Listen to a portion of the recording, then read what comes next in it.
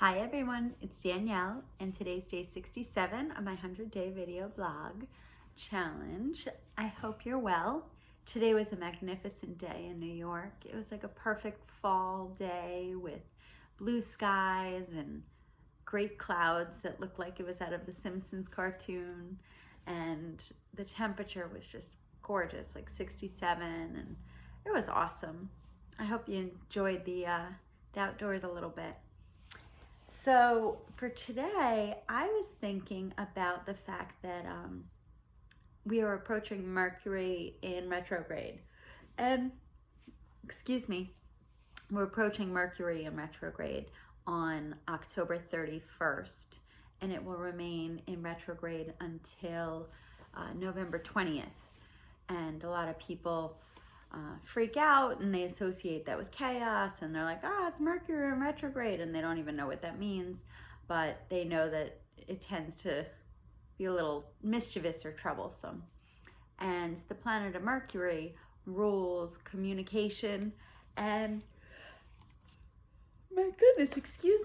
communication and travel and technology.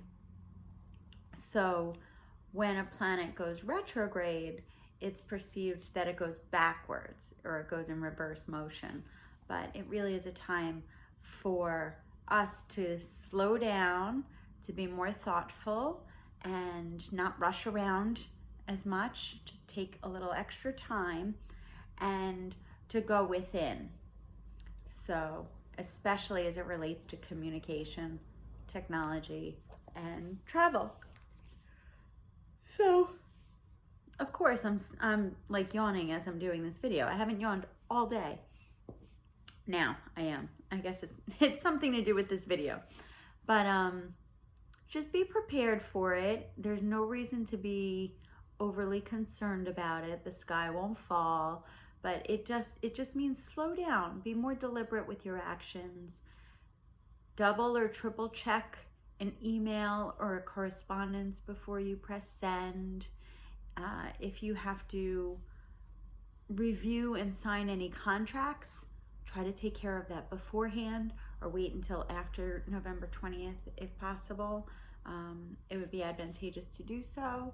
If not, just really make sure that you have somebody else also take a look at it. Travel, if you're making travel plans, get the extra insurance, because if there's any opportunity for delays or mishaps or cancellations, oftentimes in retrograde, things come up.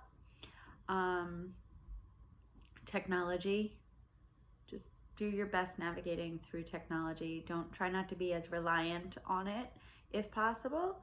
And I think it's a really great time to journal, I think, because again, it's communication, but it's really getting your thoughts and plans and ideas and insights out of your head and onto a journal privately, so that you can reflect internally and integrate and process and think. And then when Mercury goes back direct, that's a good time to express yourself externally to other people. So, sometimes in Mercury, and when Mercury goes into retrograde, people say things and it often gets misunderstood or not received very well, or it might come off with a certain connotation or a tone. So just use caution in your communication. And again, it's a time to to go within, to be reflective, to be pensive and maybe more reserved and quiet than you normally would be. If you're traveling someplace, allow extra time. Even if you're walking around, use caution and look at sidewalks so you don't trip. So I think understanding can help with preparedness. And also, it's very interesting because a lot of people say that Mercury in retrograde can also bring out past relationships because it's communication, right? So as it goes reverse, Oftentimes exes come out of the woodworks, or maybe old acquaintances or people from your past. That's also a common time to maybe renew or to have a resurfacing of past relationships, which can be really good. Some you should use caution and discretion, but some can also just be a really nice surprise. And we are in the shadow of Mercury on retrograde. And I know that I've had some lovely interactions with people who I haven't spoken to in a long time. Just reconnecting with random friendships that I cherish and I love, but I just haven't been in touch with for some time. And it's been really nice. So I don't know, if you're thinking about somebody, by all means reach out to them and just say like, hey, I was thinking about you. And it's a great opportunity to re-engage and open lines of communication. If it was contentious, I don't know if this is the best time for you to maybe indulge that urge. Keep in mind, it's retrograde of Mercury. So I use your discretion, but I guess knowledge is power. So knowing that, you can use discernment. I don't know. It'll be here before we know it. It just was the new moon in Scorpio yesterday. And a new moon is a time to clean slate as the cycle closes, the lunar cycle closes, and a new one begins because the moon is very dark. So a new moon starts its fresh cycle for the next month. So now that it has passed, we are manifesting and inviting new opportunities and fresh starts and new beginnings right now.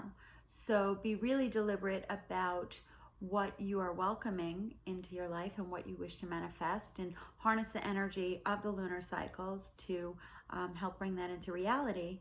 And Scorpio is a sign, the astrological sign of transformation and death and rebirth.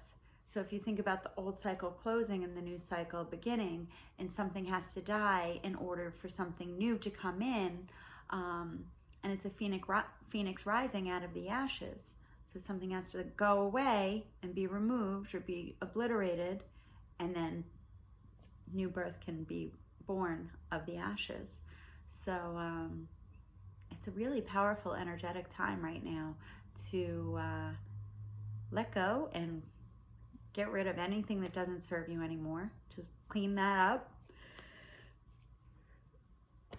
Again, my goodness, I'm so sorry. I don't mean to be rude. This is like weird that I'm yawning so much in this 5-minute clip. But use the energy and the opportunity in the lunar cycles to really let go of all that you've been seeking to release, and let that go with the old cycle, and bless it and release it and say thanks for the lessons. See ya. Now I'm focusing my attention on all that I'm welcoming into my life. So what kind of abundances, what kinds of blessings, what kinds of new relationships, what kinds of romance, what kinds of friendships, what kinds of opportunities are you welcoming in? And be really specific about what you wish to achieve and what you welcome.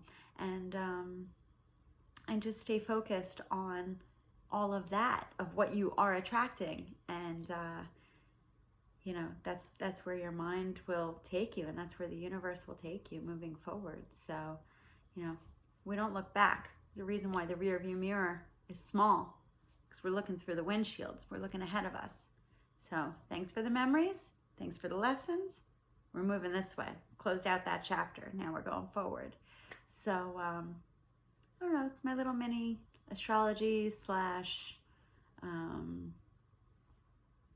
life and communication thought for the day. I hope you have a good one. I'll see you tomorrow. Bye.